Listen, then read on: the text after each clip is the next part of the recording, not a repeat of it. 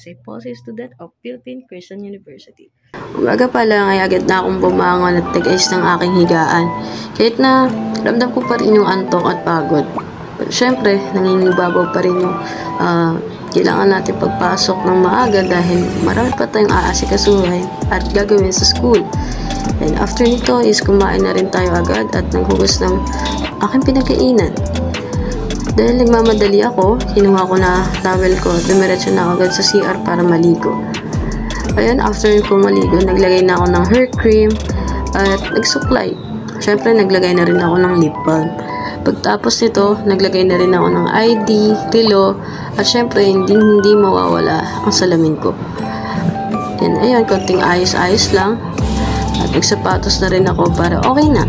So ngayon guys, panibagong araw na naman para pumasok tayo. Kailangan natin pumasok kahit kanina medyo medyo antok na antok pa. Kailangan natin bumangon and kailangan natin pumasok ng maaga kasi meron tayong dalawang exam na kailangan i-take today and kailangan natin mag-review. In short, hindi ako nag-review kagabi. Hindi ako nakapag-review. So yun guys, samahan nyo ako ngayong araw mag-suffer lang. Then guys, samahan nyo ako.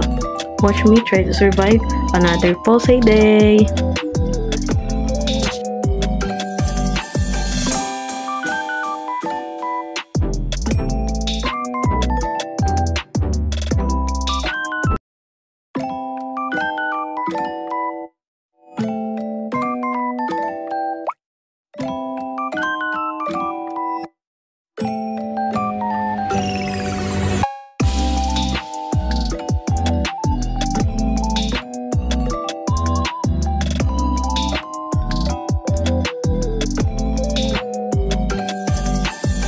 Iniisip ko nung time na to, makakapasa kaya ako sa exam mamaya. Pero ayun, tamang review lang din sa biyahe. Parating na rin ako agad ng Pasay at umakyat papuntang LRT. Buti na lang, hindi ganun kahaba ang pila. Kasi, syempre, pag umaga, ang daming pila eh. Parating na tayo ng Pedro Hill at pumunta muna sa 7-Eleven. Kasi wala lang. Trip ko lang, tinignan ko lang din yung sarili ko sa salamin.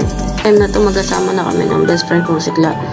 At review lang din hanggang sa pumasok na kami sa first class. Tapos ng first class and exam namin, dumiretso na rin kami agad para kumain sa lagi namin kinakainan.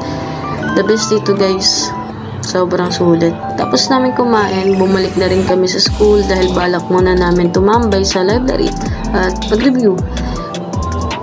And yun nga guys, kasama rin pala namin dito yung ibang naming classmate. At imbis na mag-review kami, nagdaldalan at naglaro kami. Pero huwag kayong mag-alala guys, nakapag-review naman kami ng nakaraan. Third class na namin to at mabilis na rin natapos. Last subject na kaya medyo nakakahinga na ng maluwag kahit na may quiz. Kayang-kaya naman siguro. Basta nakinig, di ba?